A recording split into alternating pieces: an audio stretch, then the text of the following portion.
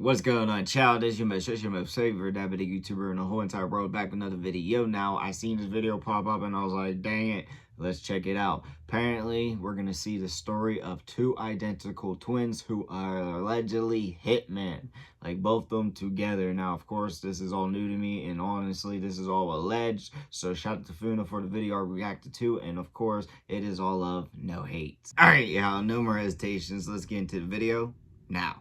We'll be telling the story of two identical twin brothers that were allegedly responsible for numerous shootings throughout Jacksonville, including the crazy broad daylight murder of a hitman that allegedly killed 3 people from their hood. Paperboy 5X, real name Alan Bass, and Mr. CEO 5X, real name Alex Bass, are two identical twins from Jacksonville, Florida. They are from a hood in Jacksonville called Grand Park. Grand Park has numerous gang/sets that reside within there, with the most notable one being Head First, going by the acronym HFE. Grand Park has beef with other hoods such as 1200 and Flag Street. Not much is publicly known about the twins' upbringing, but they jumped into the streets at young ages and picked up hefty rap sheets. With the rise in popularity of drill music, they would both start rapping, and in their music, they would brag about the numerous shootings they were allegedly responsible for. As is common with many gang members, the death of a close friend would cause them to take their gangster lifestyle to a whole new level. R.I.P. On August 12, 2019, 3 men named Von 5, Ace Cho, and Fredo Rockout were sitting in a parked vehicle on 1620 West 5th Street when they were shot. All 3 victims were transported to UF Health, where Ace Cho would be pronounced dead at just 17 years old. The other 2 survived their injuries. Crime scene detectives recovered 7.62 shell casings from the scene. Von 5 was interviewed by the police and told them that he was set up by a female he had never met before. Damn. He said he was communicating with the female over Instagram and they agreed to meet up at the location. Shortly after acknowledging his arrival at the determined location over his Instagram account to the female, 2 male suspects began shooting into his vehicle from a vacant lot directly across from his location. The unknown female was identified and subsequently arrested. She admitted to participating in luring Vaughn to the location to be shot, and she gave up the name of one of the shooters. The shooter was a 1200 member named Joey. Joey is actually the blood brother of a 1200 member named Spaz that was killed a year prior to this. The police searched Joey's phone and found text messages of him admitting to trying to kill Vaughn and his friends because Vaughn had been dissing his brother Spaz. While searching his text messages, the police were able to find the second shooter. The second shooter was a member of 1200 named Creep. All 3 are currently locked up. Creep was found guilty and sentenced to life in prison. Joey took a plea deal and was sentenced to 15 years in prison. Ace Cho was close friends to both of the twins. The set Cho Way was created to honor his memory. Losing Ace Cho devastated the twins and made them seek retribution for him, particularly against members of 1200. They started to diss deceased members of 1200 in their songs and made public threats against them on social media.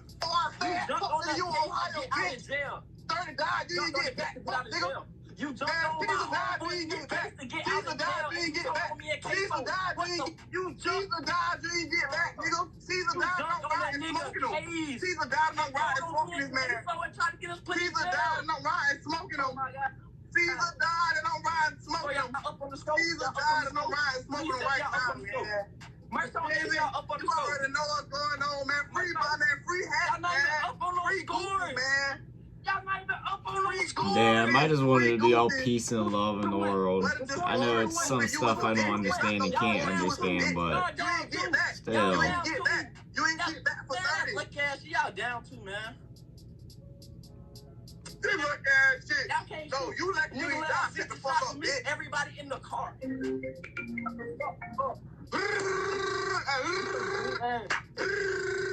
Ohio by yourself, nigga. You a bitch. You Ohio by yourself. You a bitch, nigga. You a bitch, nigga. You know what? You a bitch, nigga. Additionally, the twins stated in multiple of their songs that they would slide for Ace Cho and kill anyone that disrespects him. Speaking on Ace Cho, ambulance gon' toot your nose up. Instead of speaking on Ace Cho, I'm a flash shot. In the name of Ace Cho, we gon' get him. Swear to God, when I see him, I'ma blitz him. Ride down, give a fuck, bitch, sickle. Did you lose lose a lot of money sports betting. Damn right I did. Of course that's an ad, but yeah. As you just saw, the twins were eager to kill a member of 1200 to Allegedly. avenge Ace Cho. The death of a 1200 member would give them an opportunity to strike. On September 2nd, 2020, a member of 1200 named Leaky was shot and killed. Leaky was one of the most beloved members of 1200 because he was allegedly one of their main killers. About 2 weeks later, Leaky's funeral was held, and as expected, numerous 1200 members were in attendance. The twins would get wind of this, load up their guns, and speed to the location. They were with another Jacksonville rapper / gang member named Dolo that also has beef with 1200. They arrived at the address on 2nd Street and spotted two 1200 members in a dark sedan outside the venue. They then allegedly proceeded to shoot the car up. Fortunately, none of the shots struck the intended victims. Officers quickly arrived, so the twins and Dolo fled the scene. They were running through the backyards of random houses while holding their guns in their hands. They eventually were able to find an unlocked white van, and they tried to hide inside it. However, a witness saw them and reported them to the police. They didn't think that out at all. With the tip and arrested Dolo and the twins. All three of them confessed to possessing the firearms they were caught with, but they all denied firing their weapons. Luckily for them, none of them were charged with attempted murder for this incident or any other charge related to shooting at another person. The police did not have any evidence to charge anyone with the shooting, despite there being a shot-up sedan on the scene. However, all three were charged with armed trespassing, and the twins were each charged with being felons in possession of a firearm. They would be locked up for a while, but were eventually released. Was with other documented gang members and associates on September 2nd of 2020. In that car, Malik Fields was murdered in a shooting. The defendant was also in that car. Following that event, on September 15th, 2020, a funeral was held for Malik Fields. At that funeral, Deshaun Williams, Marquez Johnson, and Xavier Mitchell, who you all heard about and saw in videos, were all together, and they were targeted by members of the rival gang. 3 rival gang members were arrested: Alex and Alan Bass and Keon Newkirk, who goes by Dolo, The twins would go on to allegedly kill one of the most known hitmen in Jacksonville in a crazy broad daylight assassination. R.I.P. By January of 2023, a known hitman in Jacksonville's name was ringing bells throughout the streets, particularly in the Grand Park neighborhood. An alleged killer from the hood Flag Street named Moby, renamed Dominique Boatwright, had allegedly killed 3 people from Grand Park within a 10-month span. According to Talk in the Streets, Moby was rumored to have killed 3 members of Head First named Fat Sherm, Pac, and Butta. Butta was shot in December of 2022, but would pass away from injuries sustained during the shooting in June of 2023. One day, the twins would get his location and allegedly take it upon themselves to take him out for their hood. On January 19th, 2023, around 10 a.m., Moby was sitting in his car in the parking lot of a window tinting business on Emerson Street with a woman. As they were sitting in the car, the twins pulled up with one other person, and they were riding in a gold 4-door sedan. All 3 were wearing masks and were armed. But, you know. Once they spotted Moby, all 3 ran up to his car and fired shots into the vehicle. All 3 shooters then fled back to the car. Both Moby and the woman were hit. They proceeded to limp into the tent shop, attempting to take shelter. CEO allegedly saw Moby moving and proceeded to chase after him into the shop. Once he caught up to Moby, CEO stood over him and shot him repeatedly at point-blank range. Once he was done, CEO ran back to the car, and the 3 of them fled the scene. Officers arrived and pronounced Moby dead on the scene. The whole shooting was caught on the tent shop's surveillance cameras. The way the crime was committed left a huge trail of evidence, quickly leading to arrests.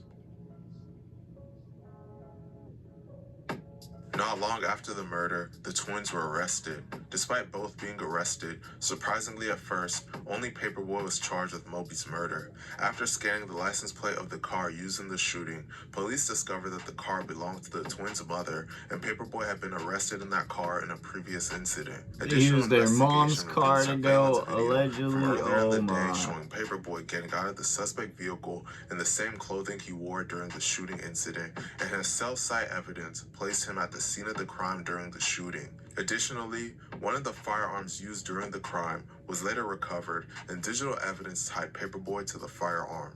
Police searched through Paperboy's phone and found out that he was messaged on Instagram by a guy believed to be Butta's best friend 2 days after Butta was allegedly shot by Moby. The guy asked Paperboy to send him his phone number, and Paperboy gave it to him. Investigators then saw that they had a 6-minute phone conversation right after they exchanged numbers. Then, on the day of Moby's murder, the two exchanged 5 phone calls and 1 text message between 9:41 a.m. and 10:20 a.m., ending 1 minute before the shooting. Then, right after the shooting, they exchanged 4 phone calls and 5 text messages. Prosecutors believe that these phone records show that Paperboy was in direct communication with a person who would have a motive to kill Moby in a retaliation murder both right before and right after the murder of Moby. Due to the fact that identical twins have the same DNA, and, unlike Paperboy, CEO didn't bring his phone to the murder, the police had much more trouble charging him, but they were eventually able to. CEO was released for a short period, what a crazy but was loophole that would have been. CEO was officially charged with this murder over 2 years later in 2025. In the meantime, Paperboy was put on trial in November of 2025. He was found guilty of first-degree murder, attempted second-degree murder, and possession of a firearm by a convicted felon. He was sentenced to life in prison. CEO is currently locked up awaiting his trial. He is also facing life in prison. Police found a black ski mask when they searched the twins' car. The mask contained the twins' DNA. Since the twins have the same DNA, the police can't identify which one wore it. This may help CEO in his trial, but the odds of him beating the case still seem slim. Man, this was a crazy story. That is, yeah, low-key, that's like an interesting, not really, but at the same time, crazy loophole you got going on there, if we're gonna be real about it. But yeah, that story is just more crazy because it was like a brother duo. Not necessarily, I wouldn't say, I don't know, like the technical definition, I wouldn't say they're allegedly hitman or anything like that, but yeah, definitely some wild shit. And honestly, you know, I don't live that life first, so I can't really speak on it or anything in that type of aspect. But in general, I just would like it to be all peace and love in the world. Everybody get along, you know. And yeah, I guess that's really all I gotta say. But do know what y'all think of what you want to see your boy make in the comment section down below. But like I said, that's all I got for y'all. Peace.